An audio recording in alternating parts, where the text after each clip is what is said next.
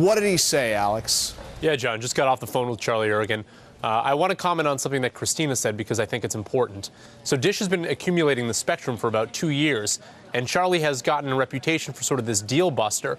Well, remember, it's not that Charlie's doing this for the fun of it. Maybe he does think it's fun. He's that type of guy. But really, these two deals, Metro PCS and T-Mobile, and SoftBank and Sprint, went down in October of last year.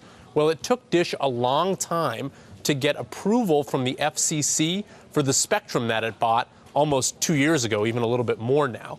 So basically, Ergen's hands were tied. He needed to get approval for that spectrum before he could take the steps to get into the wireless business. So that's part of why this has taken so long. So now Charlie's in a situation where two deals had already tied up, and he has to be the deal buster. So he hopes that this new offer is a sweet enough bid that the shareholders who already accepted a bid with SoftBank, the Sprint shareholders I'm talking about, will now turn around and say, you know what, this new Dish Sprint offering, not only is it more financially acceptable for me and potentially lucrative, but it's also more transformative. And that's where Charlie Ergen really is stepping up the rhetoric here. He says, look, SoftBank wants to buy a 70% share of Sprint. But basically, Sprint's going to be the same old wireless company it used to be. What the new Dish Sprint can be is a mobile video platform that doesn't exist today. He says, look, if you look at DirecTV or Comcast or Time Warner Cable,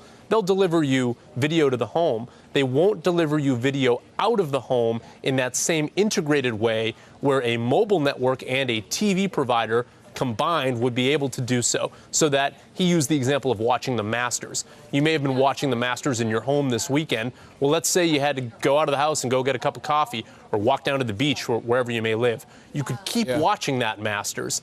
And you can do that today with technology called Sling that Dish also owns, but it's not so easy. So that's sort of the integrative aspect of this that this new company could potentially offer.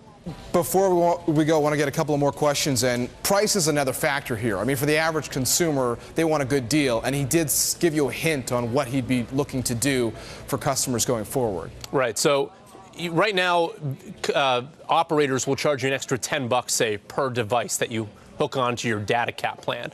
So if I want to add an iPad, say, I have to pay an extra $10 a month. Charlie says, we won't make you pay that extra $10 a month. It's no extra charge to us. And we have so much spectrum that actually there's no bandwidth capacity for us. So we want you to use our data.